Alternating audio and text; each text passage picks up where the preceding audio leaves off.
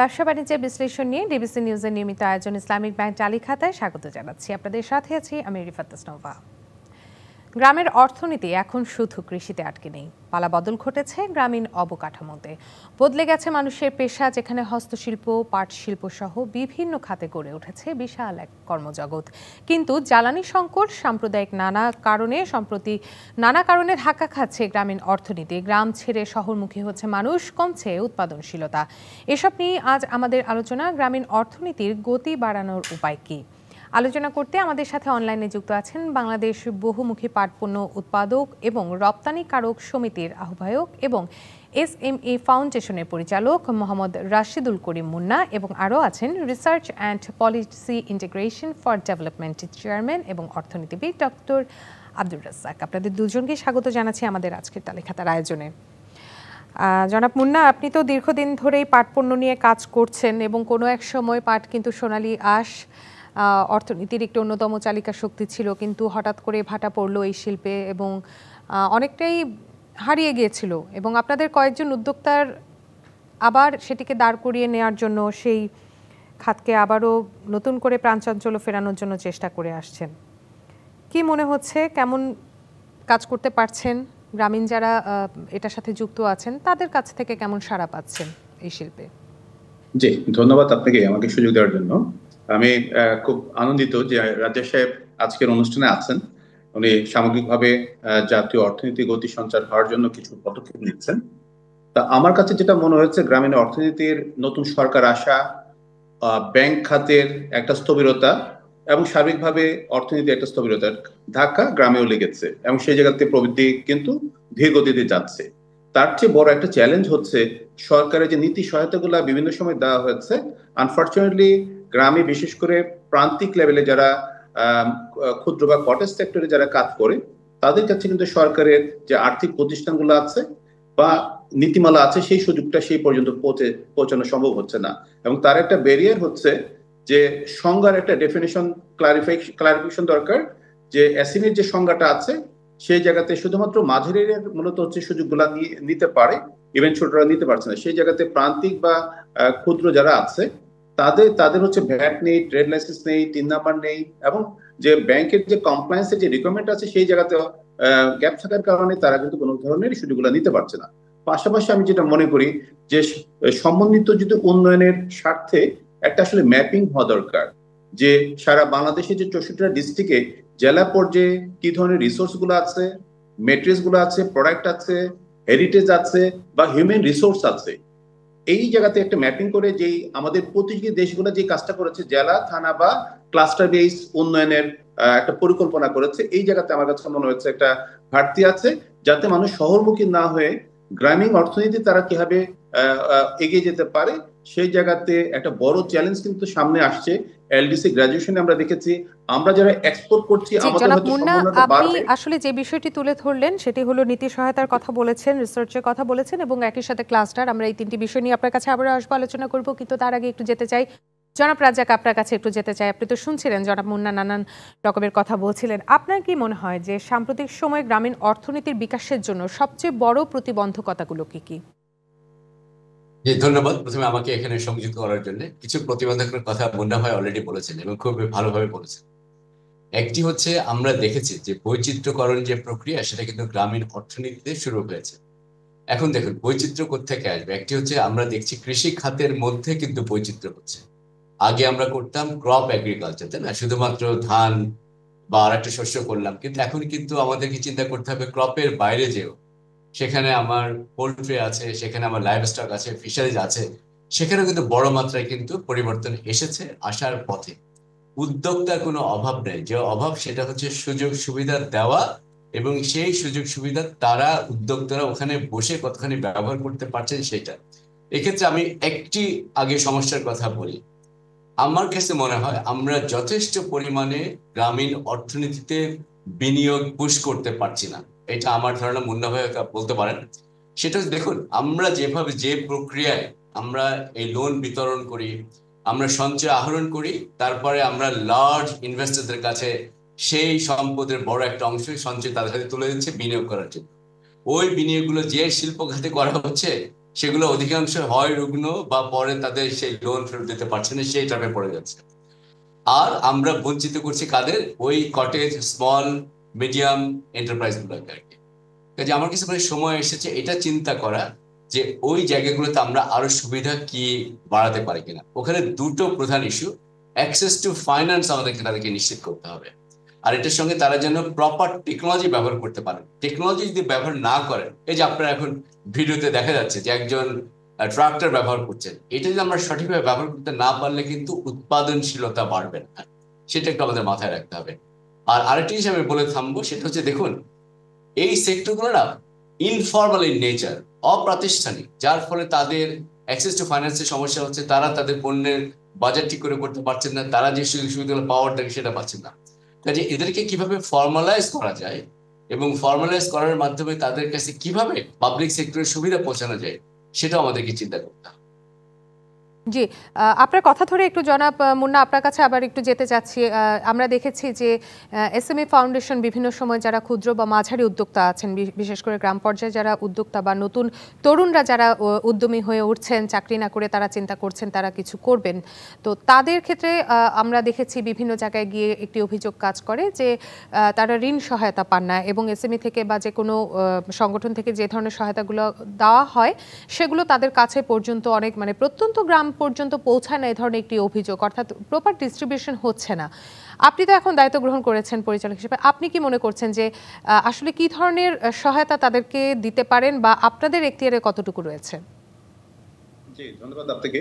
আসলে আপনি রাইটলি বলেছেন যে যে পরিমাণ সহযোগিতা দেওয়ার কথা সেটা দেওয়া যাচ্ছে না, দেওয়া হচ্ছে না, না বলে আমি যাচ্ছে না, বিকজ হচ্ছে এসএমই ফাউন্ডেশনের যে সক্ষমতা বছরে মাত্র 30 থেকে 40 কোটি টাকা দিয়ে হচ্ছে পুরো কার্যক্রমটা চালাতে হয়।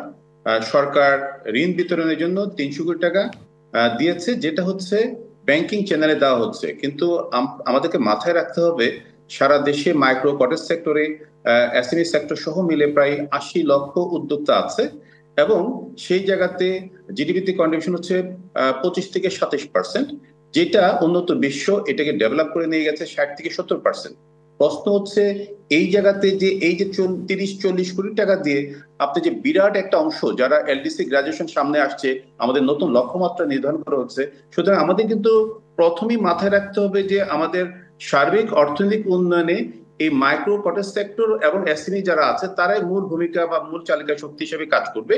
সেই জায়গাতে এসএমই ফাউন্ডেশনকে মাধ্যমে যে কাজগুলো হচ্ছে সেই কাজের পরিধি বাড়ানোর জন্য এসএমই ফাউন্ডেশন বেশ কয়েকবার হচ্ছে অর্থ মন্ত্রণালয়ের চিঠি দিয়েছে শিল্প মন্ত্রণালয়ের মাধ্যমে, কিন্তু এই বিষয়টা আসলে দেখা দরকার। পাশাপাশি রাজ্জাক ভাই যে কথাটা সুন্দরভাবে বলেছে যে এই যে বিনিয়োগটা আমরা বড়দেরকে না দিয়ে এই ছোটদের যাদের কন্ট্রিবিউশনটা বাড়ানোর সুযোগ আছে খুব দ্রুত, যেমন এখন হয়তো যে কাজ করছে মাত্র 2, 4, 5, 10 লাখ টাকা বিনিয়োগ করে কাজ করছে, এটা যদি সে 1 কোটি টাকা পাওয়ার সুযোগটা হয় তাহলে কিন্তু তার পরিধিটা বাড়বে। এবং সেক্ষেত্রে পাশাপাশি পলিসির জায়গাতে এসএমই ফাউন্ডেশন যে কাজটা করছে, যেমন একটা এক্সাম্পল দিই, আমরা বেশ কয়েক বছর ধরে গভর্নমেন্টের প্রকিউরমেন্ট পলিসিতে এসএমইদের পণ্য কেনার বাধ্যবাধকতার কথা বলেছি, কিন্তু সেটা কিন্তু বাস্তবিত হচ্ছে না, যেটা আমাদের প্রতিযোগী দেশগুলা 25 থেকে 36% পর্যন্ত পণ্য এসএমইদের থেকে কিনছে।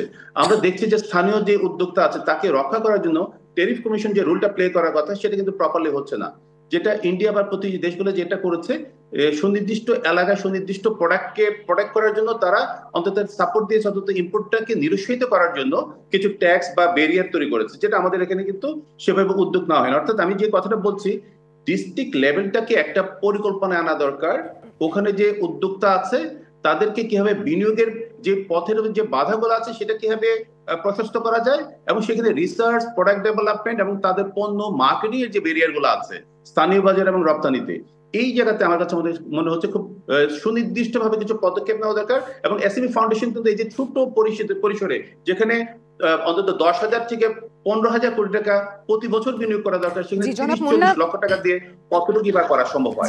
আমরা আবারও আলোচনায় ফিরবো, কিন্তু তার আগে আমরা একটু ছোট বিরতি নিয়ে আসি। তো জনাব আব্দুল রাজ্জাক আপনার কাছে একটু যেতে যাচ্ছি। গ্রামীণ অর্থনীতির গতি আসলে যদি সত্যিকার অর্থে আমরা গতিশীলতার কথা বলি, তাহলে গ্রামীণ অর্থনীতির গতি ফিরিয়ে আনতে বা এটাকে আরো ডেভেলপ করার জন্য আপনার পরামর্শ কি? সরকারি নীতি সহায়তা হতে পারে, বা উদ্যোক্তাদের কি ধরনের কর্মপরিকল্পনা থাকা প্রয়োজন বলে আপনি মনে করছেন?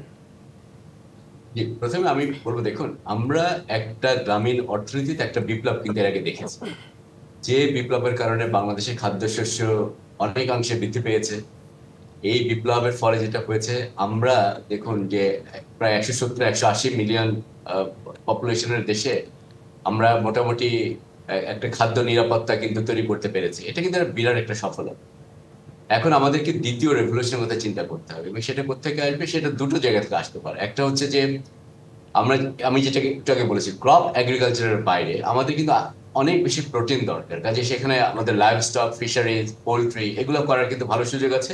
অলরেডি কিন্তু অনেক করা হয়েছে। এগুলোকে আরেকটু আমাদেরকে ডাইনামিক করতে হবে, যেন ওরা এফিশিয়েন্ট হয় এবং কাজ করতে পারে। এইটা দ্বিতীয় যে ব্যাপারটা আমরা এখন পর্যন্ত, সরি জি, আপনি বৈচিত্র্যকরণের কথাটি উল্লেখ করছেন। জি, আমরা দ্বিতীয় বিষয়টি একটু শুনবো। দ্বিতীয় বিষয় হচ্ছে, আমরা এই গ্রামীণ খাতকে যদি আরেকটু আমরা রপ্তানিমুখী করতে পারতাম, তাহলে মনে হয় যে আমার কাছে যে এইটা বাংলাদেশের অর্থনীতিতে বড় মাত্রায় কিন্তু কন্ট্রিবিউশন করতে পারতো। আর এখানে অনেকগুলো সুযোগ আছে।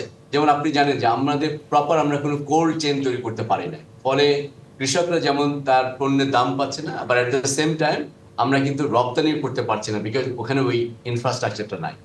আরেকটি জিনিস আমি আপনাকে বলতে চাই, যে যেটা আমি মনে করি অনেক ক্ষেত্রে অনেক কাজ হচ্ছে, কিন্তু তাদের স্কেল অফ অপারেশনটা কিন্তু ছোট। স্কেল অফ অপারেশনটা ছোট থাকা মানে হচ্ছে যে তারা কম্পিটিটিভ হতে পারছে না।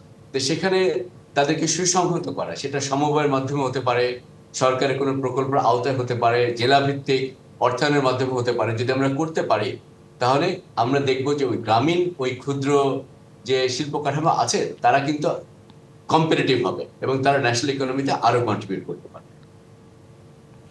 সেক্ষেত্রে জনাব মুন্না, আপনি কি মনে করেন যে আপনি তো পাট শিল্পর সাথে জড়িত আছেন এবং পাটজাত দ্রব্য নিয়ে কাজ করছেন, এই শিল্পকে আরো বেশি রপ্তানিমুখী করার জন্য আপনারা কি ধরনের নীতি সহায়তা চান আসলে সরকারের কাছে? আমি ওটাতে যাওয়ার আগে একটু ক্লারিফাই করি। সেটা হচ্ছে গ্রামীণ অর্থনীতি উন্নয়নের জন্য একটা সমন্বিত পরিকল্পনা দরকার। আমাদের সরকার বিভিন্ন মন্ত্রণালয় বিভিন্ন প্রজেক্ট নিচ্ছে এবং সেই প্রজেক্টগুলোর মধ্যে কোনো সমন্বয় নেই। এমন যদি হতো, বাংলাদেশের 64টা ডিস্ট্রিক্ট আছে, প্রত্যেকটা ডিস্ট্রিক্টের জন্য আগামী 5 বছর একটা পরিকল্পনা নেওয়া, এবং সেই জায়গাতে যে সমস্ত মন্ত্রণালয়গুলো কাজ করছে তাদের একটা জবাবদিহিতা যাতে থাকে ওই পরিকল্পনার আওতায়। এবং সেই ক্ষেত্রে আপনি দেখবেন, যেটা রাজেশ সাহেব বলেছেন, যে রিসার্চ একটা বড় সাপোর্ট দিয়েছে অ্যাগ্রো ইন্ডাস্ট্রিকে ডেভেলপ করার ক্ষেত্রে বাংলাদেশের অর্থনীতিতে। সেই জায়গাতে জুট বলি, অন্যান্য সেক্টর যেটা আছে, যেটা হ্যান্ডমেড প্রোডাক্ট বা সেমি হ্যান্ডমেড প্রোডাক্ট করার সুযোগ আছে। আমার কাছে মনে হচ্ছে আমাদের প্রতিযোগী দেশগুলো যে কাজটা করেছে, এই জায়গাতে কিভাবে তারা ইন্টারন্যাশনাল মার্কেট এবং ডোমেস্টিক মার্কেটের ভালো কোয়ালিটির প্রোডাক্ট যাতে তারা উৎপাদন এবং সাপ্লাই করতে পারে, তার জন্য একটা বড় বিনিয়োগ করেছে রিসার্চ, প্রোডাক্ট ডেভেলপমেন্ট, টেকনোলজি, এবং যে প্রোডাক্টগুলি তারা তৈরি করছে তাদের উন্নয়নের জন্য যে ধরনের স্কিল ডেভেলপমেন্ট দরকার একটি সমন্বিত ভাবে করেছে, এবং সেই সাপোর্টটা কিন্তু গ্রামীণ পর্যায় থেকে তারা পাচ্ছে। এরকম একটা ম্যাপিং হওয়া দরকার ডিস্ট্রিক্ট ওয়াইজ, এবং ডিস্ট্রিক্টে একটা চিন্তা করা দরকার যে ওই ডিস্ট্রিক্টে কি ধরনের প্রোডাক্টগুলি হচ্ছে এক্সিস্টিং এবং সেটাকে কিভাবে ইমপ্রুভ করা যায়। এইখানে যদি একটা সমন্বিত পরিকল্পনা থাকে, বিনিয়োগের কথা বলা হয়েছে, আমি টেকনোলজি, স্কিল, প্রোডাক্ট ডেভেলপমেন্ট, রিসার্চের কথা বলেছি, এবং সেই প্রোডাক্টটা কিভাবে মার্কেটিং এর জায়গাতে একটা বড় সুবিধা তারা নিতে পারে, যাতে মধ্যস্থভোগীরা মূল বেনিফিটটা না নিতে পারে। তাহলে কিন্তু যেটা রাজেশ সাহেব বললেন, যে প্রত্যেকটা ডিস্ট্রিক্টে যদি ভলিউমটাকে যদি এনহ্যান্স করা যায়, তখন সেটা ডোমেস্টিক মার্কেটে একটা ইম্প্যাক্ট আনবে, এক্সপোর্ট মার্কেটের সম্ভাবনা বাড়বে। এবং সবচেয়ে বড় কথা হচ্ছে ইউক্রেন রাশিয়ার যুদ্ধ, এখন ট্রাম্প প্রশাসনের নতুন নীতিমালা, এখানে কিন্তু চায়না থেকে অনেক বার কিন্তু সরে আসতে যাচ্ছে নতুন দেশে।